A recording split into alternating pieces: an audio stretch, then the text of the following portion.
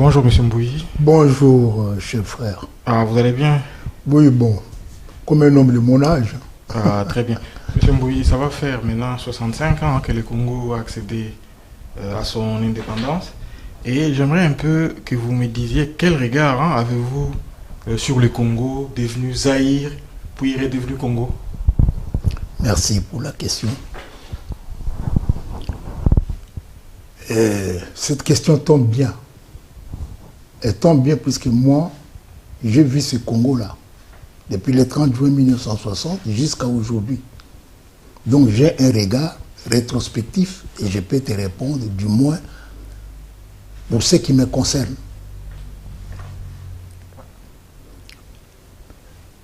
D'où vient l'indépendance du Congo? L'indépendance du Congo ne vient pas de la lutte des habitants du Congo pour se libérer. Il ne vient pas non plus de l'initiative unilatérale du colonisateur de nous décoloniser. Non. Ce sont les événements qui se sont passés sur le plan international. Ces événements-là ont abouti par l'idée de l'indépendance des pays colonisés. Notamment la guerre qui a eu lieu de 14 à 18 et la deuxième guerre de 39 à 45. Déjà, lors de la première guerre, à la conclusion du traité de Versailles, on avait déjà parlé de la libération des territoires sous colonisation, puisque le vainqueur de l'époque considérait les phénomènes coloniaux comme la source des guerres. Alors, étant donné que le vainqueur de ces deux guerres n'était pas des États coloniaux, la première des choses qu'ils ont faites, c'est de pousser les États colonisateurs de libérer les États coloniaux. Ils considéraient que le phénomène colonial était source de guerre. Voilà d'où vient l'indépendance, non seulement du Congo, mais de tous les territoires sous colonisation occidentale, même japonaise aussi, puisque les Japonais avaient aussi des colonies. Monsieur Mbouyi, on a comme l'impression plus qu'il s'agit ici d'une indépendance de type nominal, hein.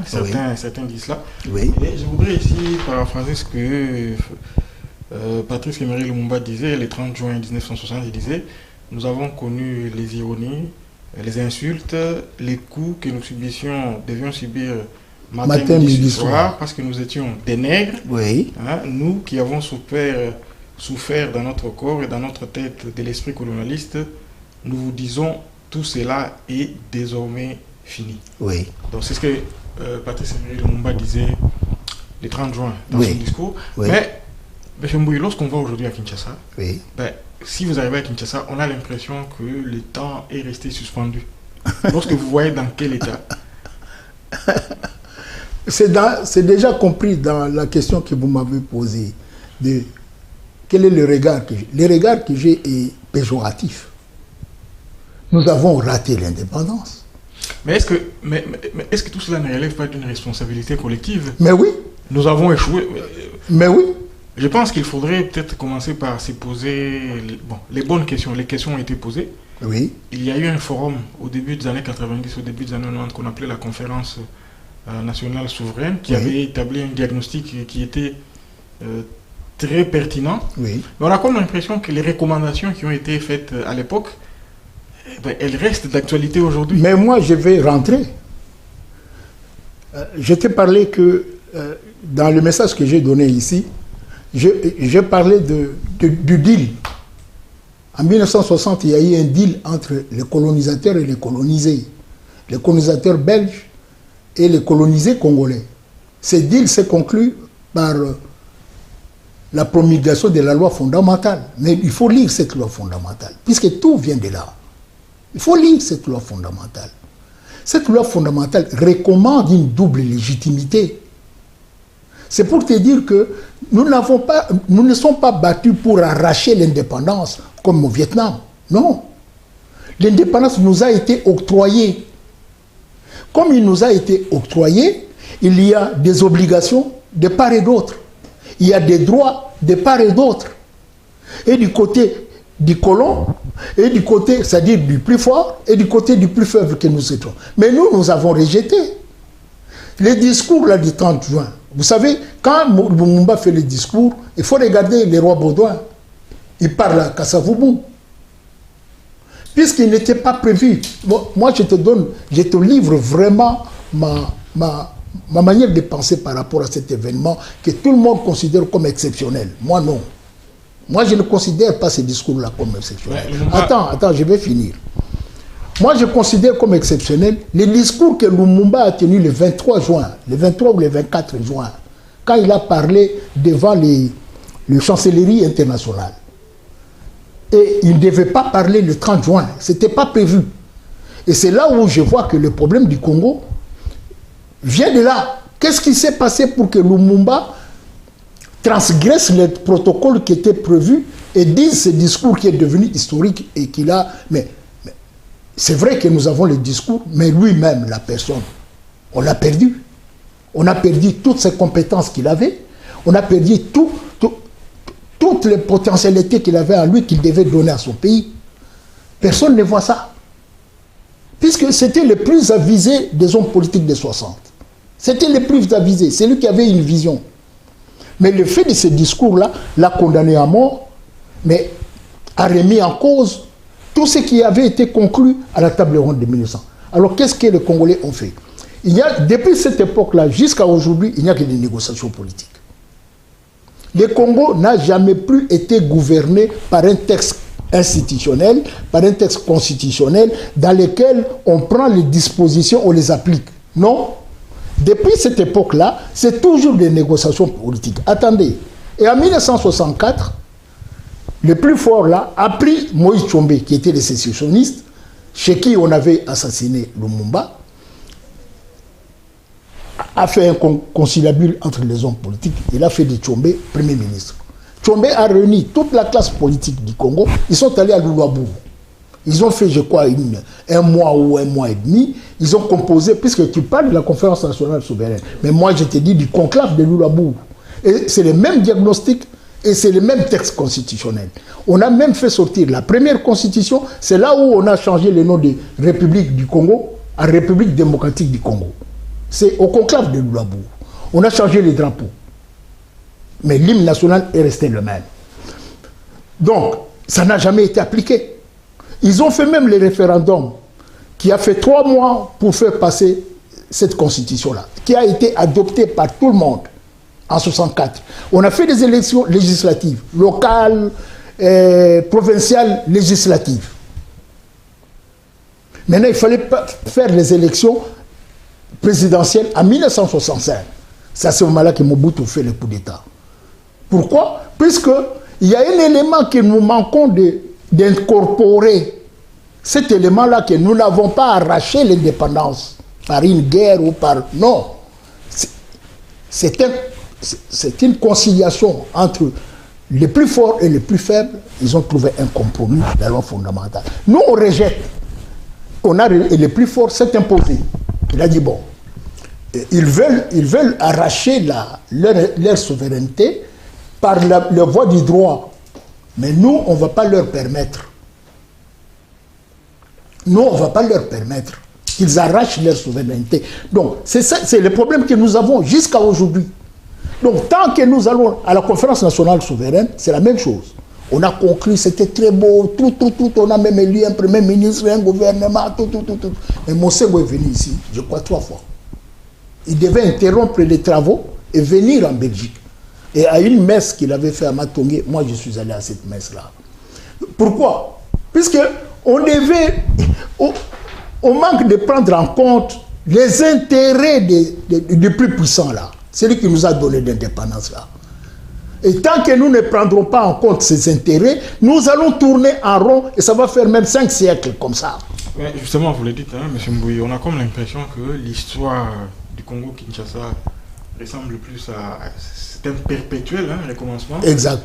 Sans vouloir verser dans l'afro-pessimisme, peut-on affirmer que le Congo est mal parti au regard du contexte d'aujourd'hui de 2025 par rapport à l'ambition de nos pères de l'indépendance? Et je voudrais aussi rebondir sur les mots que vous avez lancés. Vous avez parlé des négociations. C'est un concept que je dirais qui est récurrent, qui revient régulièrement. Mais au fond, ne pose-t-il pas la question du manque de confiance que nous avons les uns envers les autres? C'est comme si nous ne savons pas nous parler, nous ne savons pas nous faire confiance les uns les autres, nous les Congolais. Mais c'est ce qui a fait que l'UDPS a éclaté. Dans le message que j'ai donné, j'ai insisté sur l'affect et l'intellect. Vous voyez, la chose publique, quand vous allez en Chine, vous regardez les aspects sociaux, il n'y a pas beaucoup de différence avec l'Afrique. Mais quand vous regardez la chose publique, elle répond à des normes rigoureuses. Donc, la ligne de conduite, c'est la science. Le modernisme a pour ligne de conduite la science. Mais la science, c'est la raison. Ce n'est pas l'affect. Nous sommes dans l'affect. C'est comme ça qu'aujourd'hui, chez nous, le plus grand domaine de succès, c'est la danse et la musique. C'est la danse et la musique. Ce n'est pas la science. Regardez l'état de nos universités. Regardez. Donc, c'est ça. C'est un éternel recommencement, mais en fait, c'est un recul historique. C'est un recul. Moi, je t'ai dit, je suis né en 1950. Le Congo de 1950, quand je suis né à Elisabethville, jusqu'à 1960, même pas une image, nulle part au Congo. Nous avons été totalement incapables, ne fût-ce que de sauvegarder l'héritage colonial, matériel. Pourquoi? Puisque nous sommes dans l'affect. Nous ne sommes pas dans la raison. Mais M. Mbou, ici, en 60, on pouvait trouver prétexte de dire que nous n'avions pas une élite à l'époque. Oui. Mais aujourd'hui, près de 65 ans après l'indépendance, nous avons toutes les compétences dans différents domaines. Mais oui. Mais pourquoi les pays n'arrivent toujours pas mais oui, puisque mais cette question-là revient tout le temps et je réponds tout le temps. J'ai dit ceci. En 1960, il y a une harmonisation entre la légitimité externe détenue par les puissances qui nous ont donné l'indépendance et la légitimité interne détenue par les premiers habitants. Nous sommes les premiers habitants de ces pays-là. Donc nous avons une légitimité en tant que peuple originaire du Congo. Mais ces deux légitimités sont réunies dans la loi fondamentale. Tu comprends? Mais nous, on arrache la partie la plus puissante. Le régime des droits, il est un régime des droits puisqu'il s'appuie sur la force. Toi, tu vis dans un état des droits. Regarde, la police ne dort pas ici. L'armée et les services de renseignement, ils ne dorment pas pour maintenir le système cohérent. Il suffit d'une petite distraction, ils tombent dans l'anarchie. Donc, pour maintenir cette cohérence, vous devez être rigoureux sur les principes. Vous devez être rigoureux sur... Alors, le fait que nous, on les rejette, qu'est-ce qu'ils font? Ils prennent un ignorant. Tu sais, moi j'ai vu Mobutu en 60. Est-ce que ce n'est pas un problème des rapports de force? Mais je veux dire, en ce qui me concerne, un problème de culture des textes. Est-ce que... Pourquoi nous n'invoquons... Mais tu sais qu'il a dit, non?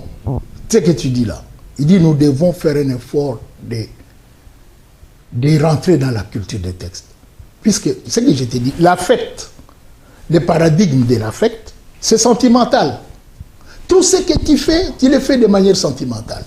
Tu as un poste de magistrat, si ton frère a une difficulté avec un autre citoyen, il vient à ton tribunal, toi tu vas le voir le soir chez toi, pour lui dire, bon voilà, tu perturbes tout. Donc, ton affect l'emporte sur ta raison. Mais tu es allé faire 4 ans, 5 ans à l'université. Mais pour venir, donc c'est l'élite qui doit appliquer. Mais puisque l'élite est extrémiste, parce que moi je l'ai vu, je t'ai dit qu'à Bakwanga en 1960, il y avait des gens formés, hein, des Balouba, qui ont été exécutés à Bakwanga par leurs propres frères. Si l'élite ne prend pas les choses en main, Le plus fort que vous négligez là, il va vous mettre un ignorant. Vous n'avez pas des armes. Vous n'avez rien. Vous allez finir par applaudir. Moi, j'étais étonné de voir les gens porter les abacos des pagnes de femmes, comme à l'époque du MPR, dans la réunion de l'Union sacrée. Donc, nous devons tenir compte que sur le plan international, rien ne compte que les rapports de force. Les droits, les régimes des droits s'appuient sur les rapports de force. Donc quand nous négligeons les Belges, nous négligeons les Américains, même si nous allons chez les Russes, et puis ils nous disent non, non, nous ne fabriquons même pas de cartouches. Ouais, M. Mbouy, hein, de Lumumba à Kasavubu, en passant par Tchombe, Mobutu, Kabila... c'est toujours l'affect. Voilà, les Congo-Kinshasa semblent avoir toujours été dans la quête de l'homme providentiel. Et après plus de 65 ans de débat, est-ce que ces schémas n'a-t-il pas échoué? Puisque il y a absence de la culture des textes, oui. Tout est fondé sur la quête perpétuelle de l'homme exceptionnel. Voilà, de l'homme providentiel qui viendra apporter solution aux problèmes des Congolais. Mais il n'est qu'un homme. Le maréchal Léopard, qui a eu une longévité la plus grande au pouvoir, on a vu ce que ça a donné. Mais lorsqu'on voit ce qui se passe au Congo aujourd'hui, si vous regardez par exemple la chaîne, la télévision nationale, on a l'impression d'être revenu aux années... de Djalelo. Non, rien n'a changé. Est-ce que ce schéma n'a-t-il pas échoué? Non, chez nous, rien n'a réussi depuis 1960. Nous avons quelques étincelles de l'époque de Mobutu, hein, où nous avons posé certains actes qui montrent que maintenant il y a un État. Hein. Avec Mobutu, on a vu quand même un semblant d'État. Mais le fait que ça, ce sont des aspects matériels. Tout commence par des aspects immatériels. La civilisation n'est pas matérielle. Lorsqu'on dit que la civilisation occidentale est d'essence judéo-chrétienne, ce sont des concepts. Ce sont des concepts, ce n'est pas matériel. Mais vous devez transformer ces concepts en matière. Mais nous, on est incapables. On en est incapables. Alors, notre capacité est renforcée par le fait que le leader lui-même qu'on nous place, on le place par la loi du plus fort. Pourquoi? Puisque notre élite nationale est de type affectif. L'élite nationale ne voit pas comment le monde fonctionne. Non, nous vivons en autarcie mentale. C'est comme si les autres n'existaient pas. Les autres ne sont là que comme bouc émissaire. Ils ne sont là que comme bouc émissaire à utiliser pour justifier notre incapacité. Non. Non. Nous devons avoir un dialogue franc avec les plus forts. Mais M. Mbouy, il y a quand même une part de responsabilité que nous avons assumée. Puisque généralement, nous passons notre temps, nous, Congolais, je veux dire, à accuser les autres d'être responsables de nos problèmes. Mais oui. Je veux dire, je cite, bon, les cas de l'Est du pays, c'est un cas où... je veux dire, les Congos est victime de volontés expansionnistes du capitalisme international hein, par leur agent qui est le Rwanda. Exact. Mais hier, c'était Mobutu. De Paul Kagame. Mais est-ce que nous n'avons pas notre part de responsabilité dans cette situation? Mais non. Puisque tant que nous demeurons faibles, oui. Si ce ne sont pas les Occidentaux qui nous dominent, ce sont peut-être les Chinois. Si ce ne sont pas quand vous allez à Kinshasa, vous verrez actuellement que ce sont les Indiens. Ou je sais pas, les Indiens qui contrôlent toute l'économie. Mais oui, mais tu as raison. Nous nous laissons dominer par notre faiblesse d'esprit. Cette faiblesse d'esprit, c'est le sentimentalisme, c'est l'affect. Mais qui peut changer ça? C'est le leadership politique. Mais le leadership politique que nous avons, c'est un leadership ignorant et de surcroît autistique. C'est un leadership ignorant. Regarde, 65, jusqu'à aujourd'hui 2025, ça fait combien d'années? Je crois que ça fait 60 ans. Hein? 1965. 65 jusqu'à 2025. Oui, ça fait 60 ans. Voilà. Mais pendant toute cette période-là, aucune élite n'a gouverné l'État. Mobutu n'avait pas terminé ses études secondaires.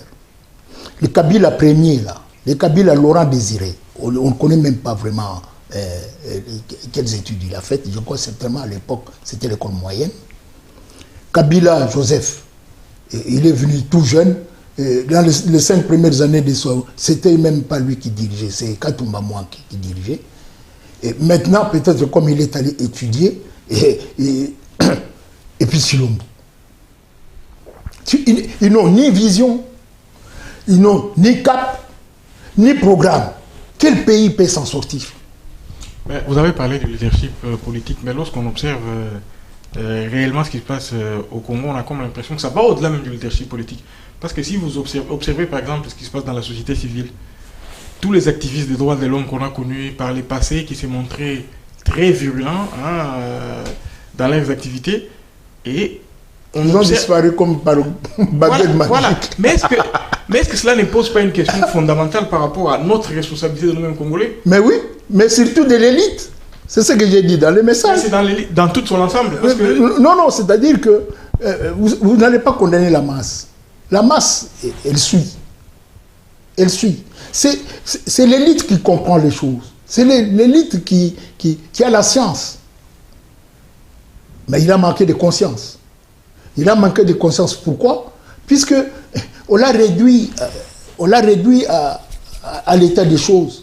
Si tu dis à Mobutu que président, voilà ce que... s'il refuse. Si tu démissionnes, on te fait partie de ton travail. Tu ne touches même pas l'argent, tu deviens malheureux. Alors tu es obligé de flatter. On te transforme en flatteur. Sinon, tu seras chômeur, on ne paye pas les chômeurs au Congo. Tes enfants et ta femme deviennent malheureux, les enfants vont se prostituer, et tout. Alors tu préfères... Bon, qu'est-ce que je préfère? Tu comprends? Donc nous avons été réduits à l'état des choses. À l'état des choses. Donc c'est comme une irresponsabilité. Donc, il faut accepter les suicides. Mais il y a comme l'absence d'une espèce de boussole qui devrait guider tout le monde vers voilà, un certain nombre de principes acceptés et respectés de tous. Hein, mais nous avons eu Tshisekedi. Manque nous avons eu Tshisekedi. Absence de la culture des textes. Des textes. Oui. Et quête perpétuelle de l'homme providentiel. Oui. Mais cet homme providentiel, nous l'avons eu. Nous avons eu Tshisekedi. Mais Tshisekedi n'acceptait ni compromis, ni concession. Ni compromis, ni concession. Mais celui que tu combats, ce n'est pas Mobutu. Tu combats ceux qui sont derrière Mobutu. Et Tshisekedi le savait. Il le savait. Tu ne vas pas aller en affrontement direct avec... Non, tu dois trouver d'autres moyens. Le Christ en a trouvé un, mais que moi je trouve la meilleure. Martin Luther King en a trouvé un. Mandela en a trouvé un. Indira Gandhi en a trouvé un. Mais c'est les mêmes moyens. Mais dans l'entretemps, lorsqu'on observe les contextes qu'il y a au Congo actuellement, je veux dire les contextes politiques, on a l'impression que c'est perpétuel recommencement. Donc les schémas politiques tels qu'ils sont établis, c'est verrouillage de l'espace politique. Et terrorisme intérieur. Ce sont les méthodes qu'on a vues ces 40 dernières années qui continuent. Mais oui. Mais est-ce que on peut se poser la question, y a-t-il vraiment un problème avec l'homme politique congolais? Puisque les grands défis, je veux dire les grands défis du développement, parce que les Congos maintenant se trouvent dans une situation qui est difficile, parce que si on doit comparer par rapport aux pays voisins, si vous allez par exemple à Brazzaville, vous voyez d'autres pays, on a l'impression que là-bas ça avance. Mais je suis content que vous souleviez ce vocable du développement. Voilà encore quelque chose qui nous a déviés. Aucun peuple ne peut développer un autre peuple. Le progrès social, le progrès politique, le progrès, il naît dans un peuple par ses propres moyens. Et toute la politique du développement a complètement échoué. Puisque quand quelqu'un te domine, il veut te recréer à sa manière. Il devient comme ton créateur matériel, il veut te créer. Et en voulant te créer, si toi-même tu n'as pas de ressources pour comprendre sa logique, Personne ne parle plus de politique de développement en Afrique noire. Moi, j'ai vu, j'étais au ministère de l'Agriculture. Tous ces projets de développement ont échoué lamentablement. Puisque aucun peuple, puisque chaque peuple a son histoire, qui n'est pas reproductible ailleurs. Le peuple d'Europe ont vécu dans des rigueurs climatiques qui ne sont pas les nôtres. Et ces rigueurs climatiques ont forgé une personnalité bien définie, qui n'est pas à reproduire en tropique. Donc en tropique, nous devons avoir un autre type d'homme qui, lui, va coopérer avec surtout en cette période ici. L'Occident est en décadence. Mais je ne sais pas s'il voit même qu'il est en décadence. Mais l'Occident, là, qui nous a colonisés, en bon terme avec nous, en coopération avec nous, personne ne peut le concurrencer au monde. Personne ne peut le concurrencer au monde. Donc, c'est l'élite africaine et l'élite occidentale qui devrait parler franchement. Qui devait parler franchement. Et nous devrions parler franchement avec la Belgique et l'élite de la Belgique. Et non pas vivre en chaîne de faïence. Puisque nous sommes considérés comme des extrémistes. Pourquoi? À cause de l'affect. Surtout nous de l'UDPS. Nous sommes fichés ici. Nous qui avons dirigé l'UDPS. Nous sommes fichés ici. Puisque nous sommes considérés comme des... Voilà. Même les Congolais même nous appellent, les gens de l'UDPS, des talibans. Mais regardez comment nous fonctionnons. Exactement comme les fondamentalistes. Mais ce n'est pas la faute des masses. La masse ne peut pas diriger les élites. Et c'est ça l'erreur que nous avons commise dans l'UDPS. Un jour, moi j'ai vu Etienne Tshisekedi dans la marche avec les enfants. Les enfants chantaient Zongsaye na Rwanda, Zongsaye na Rwanda. Et lui il chantait avec eux Zongsaye na Rwanda, Zongsaye na Rwanda. Donc, c'était la masse qui était devant la locomotive. Mais toi, tu parles de l'homme providentiel. Mais regardez l'homme providentiel. En fait, c'est lui. Si Tshilombo est au pouvoir aujourd'hui, c'est au nom de son père. Les gens ont pensé que, étant le fils de Etienne Tshisekedi, et comme il est souple, on pourrait coopérer avec lui. On pourrait faire ces liens-là qu'on a ratés, les rendez-vous manqués de 1960. Tout le monde les chante aujourd'hui. Mais entre-temps, tout le monde les chante aujourd'hui. Il y avait aussi le progrès social qui était promis à la population. Les conditions de vie ne parlez même pas des Congolais ne s'améliorent pas. Nous devons être honteux, nous qui avons été dans l'UDPS. Nous devons faire mea culpa devant le peuple. Arrêtez cette arrogance. Arrêtez cette arrogance. Nous devons être humbles. Reconnaître que ce n'est pas ça que nous voulons pour notre population. Ce n'est pas ça. Nous devons changer de discours. Ces discours-là de Macha Moumen, moi j'ai entendu 160. Et les gens croient que si j'ai... Non, je n'ai aucune haine. Toi, tu as vécu avec moi dans l'UDPS. Tu n'as jamais vu quelqu'un qui était attaché à la famille Tshisekedi comme moi. Donc, si je suis arrivé à la conclusion de m'en détacher, ils en souffrent eux aussi. Hein. Ils en souffrent. Mais j'ai juré de ne pas aller me prosterner devant l'ignorance. Non, je ne le ferai pas. Je ne le ferai pas. Et la lutte aujourd'hui, puisque je ne sais pas si tu as prévu une question, de Corneille Nangaa, moi je la considère comme une révolte légitime. Mais comme une révolte légitime. Est-ce qu'il ne serait pas temps de vous parler de l'UDPS? Est-ce que vous êtes encore membre de ce parti politique ou vous avez tourné la page? Non, je n'ai plus de parti politique. Il n'y a pas de parti politique au Congo. Nous sommes dans des soit des groupes clientélistes, soit des groupes de résistance. Parti politique au sens réel du terme, il n'y a pas. Puisque les conditions dans lesquelles nous vivons au Congo ne nous permettent pas d'avoir un parti politique. Non. Non, regardez le monsieur là, Okende, si Okende, on ne sait pas. Il y a un Wampanga, je crois, un jeune homme, un Wampanga, qui était aussi dynamique que moi dans l'UDPS. Regardez son sort. Regardez son sort. Et tout ça, on zappe. On zappe. C'est des crimes contre l'humanité, ça.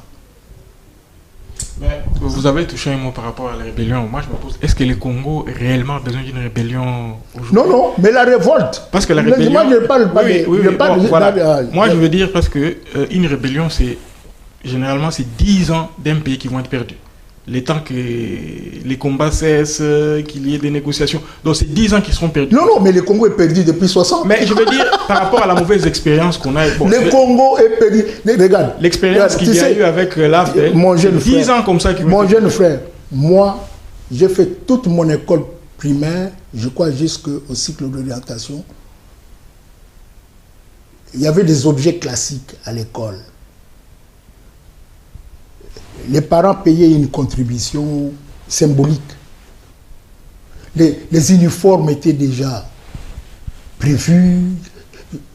Il y avait des armoires. Quand vous avez celui qui n'a pas... On distribue les livres à tout le monde.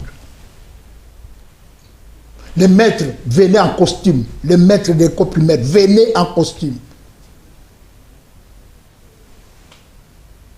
Moi, j'ai vécu ça. J'ai vu des maîtres qui venaient, même des monnettistes. Hein, puisqu'il y avait des cours de couture. Hein.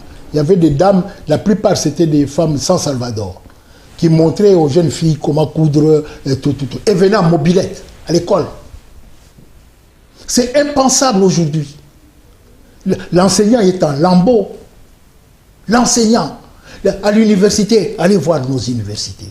Bon, il n'y a pas d'éducation. Les secteurs de santé n'en parlaient pas. Il y a des infirmiers qui ont ouvert des dispensaires. Ils tuent même les gens dans les petits dispensaires à la cité. Est-ce que vous ne pensez pas ce n'est plus un État. L'idée d'avoir un dialogue tel que proposé par les églises et les autres qui ramènerait une cohésion nationale et les mais c'est le fils du Tshisekedi qui refuse. Moi, il n'y a pas quelqu'un qui connaît. Moi, je suis resté avec les pères. Beaucoup de gens ne savent pas comment Étienne Tshisekedi est arrivé à accepter d'aller aux élections en 2011. Et pourquoi il a rejeté ce qui lui a été proposé. Beaucoup de gens ne le savent pas. Il y a eu de cas où Étienne Tshisekedi chargeait son neveu, là, que tu connais bien, Bona Kalonga, de m'appeler à Liège pour venir parler avec lui. Quand je venais pour parler avec lui, Bona interrompait. Je ne savais pas que c'était déjà préparé par Félix. Alors le président était toujours le dire, mais je l'ai appelé ici pour parler un peu avec lui. Bonnet, non, je dois aller chercher les enfants à l'école. Et bien, je parle pendant 30 minutes. Alors là où j'ai un peu bien parlé avec lui, c'est quand sa femme était hospitalisée ici à Bruxelles. Il est resté seul. Je suis resté à peu près une heure de 45 minutes avec lui. J'ai même remis en cause les statuts là de l'UDPS. La manière dont c'était élaboré. C'est ce jour-là, je lui ai dit, je lui ai parlé de ce que mon père à moi me disait sur le leadership de Étienne Tshisekedi. Je lui ai rappelé ça. Je lui ai dit, voilà ce que tu devrais quand même faire avant d'aller là. Attends, je lui ai posé une question. Ce n'est pas le passé qu'il faudrait tourner la page et se projeter vers autre chose? Non, c'était seulement pour te dire que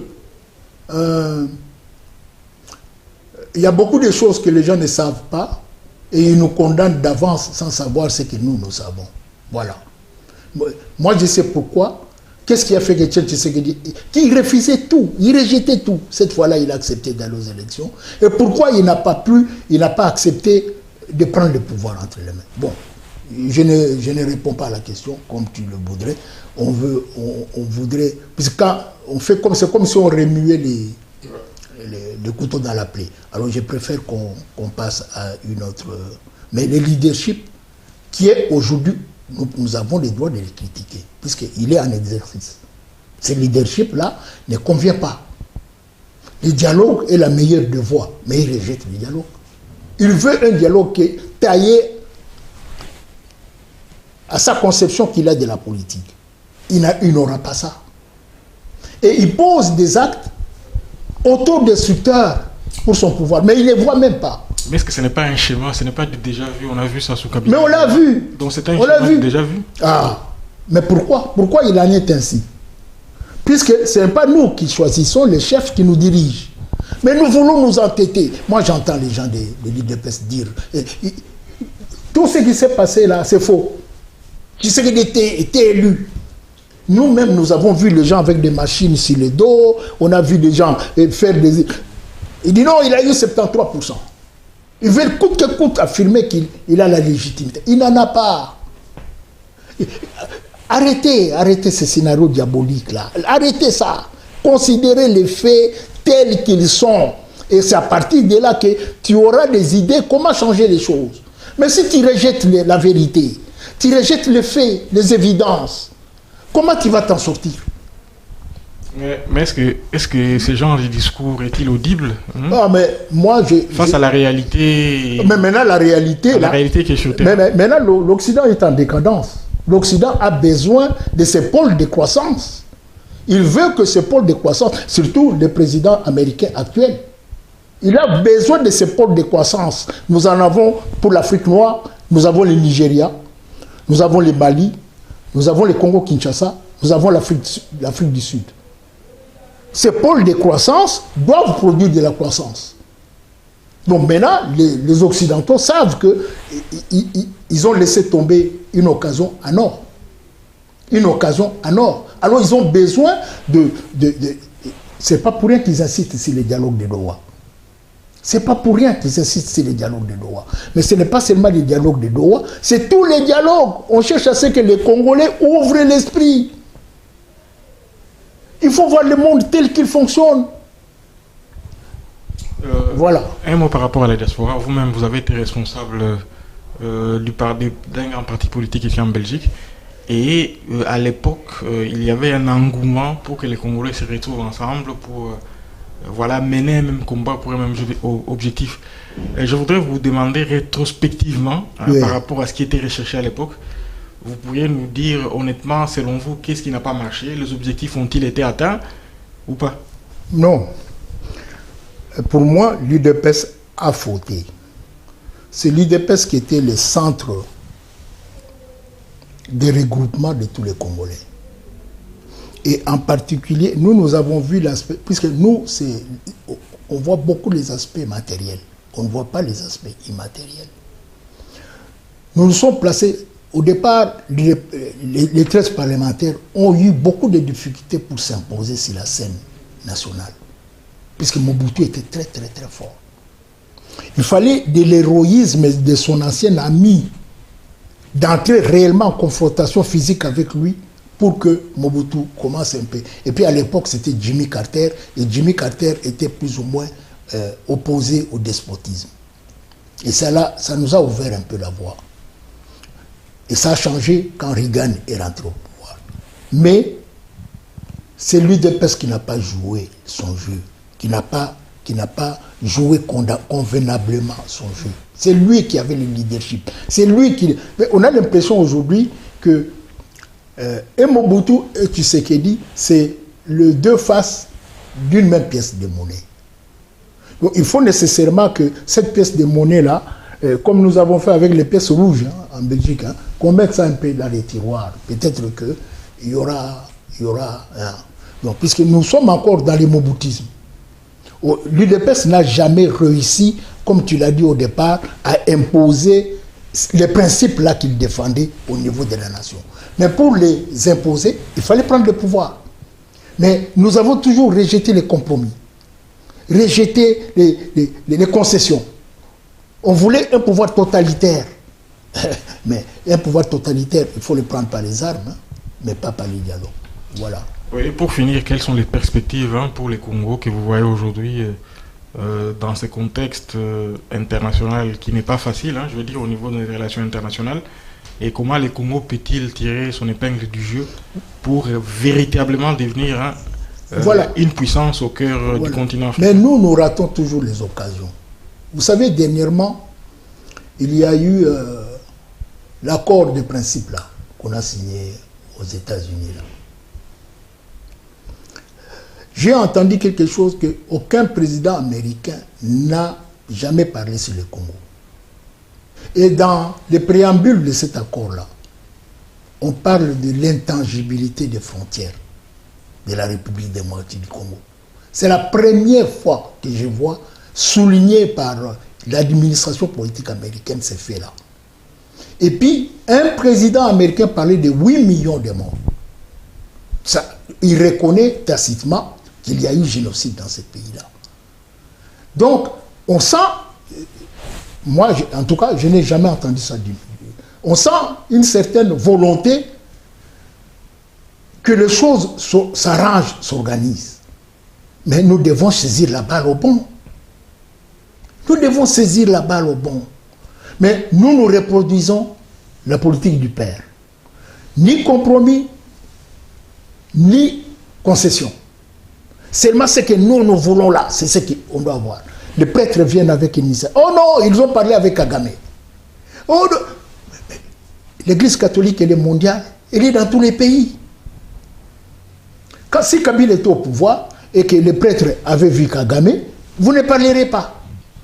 Mais comme c'est vous qui êtes au pouvoir, les prêtres ont vu Kagame, mais non, ils sont allés dans leur réunion à Kigali.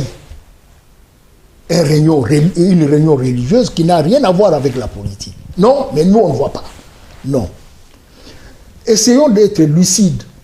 Essayons d'avoir ce discernement-là, de pouvoir saisir les occasions qui nous sont tendues pour aller de l'avant. C'est comme si nous, on voulait tout le temps rester des enfants. On voulait jouer dans les bacs à sable. On ne voulait pas devenir des adultes. On vous donne des occasions pour devenir... Non, non, vous refusez. Vous voulez rester des enfants. Vous jouez avec l'argent de votre pays.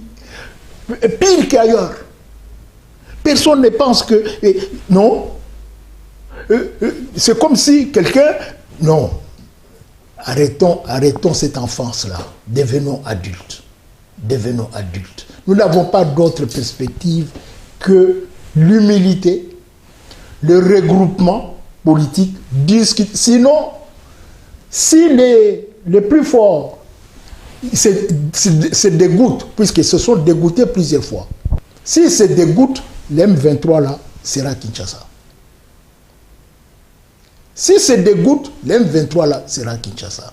Alors, tu sais, bon, comme tu veux qu'on soit au-dessus de la mêlée, je ne veux plus rentrer encore en arrière. Voilà, je préfère m'arrêter ici. Ah, très bien, merci beaucoup.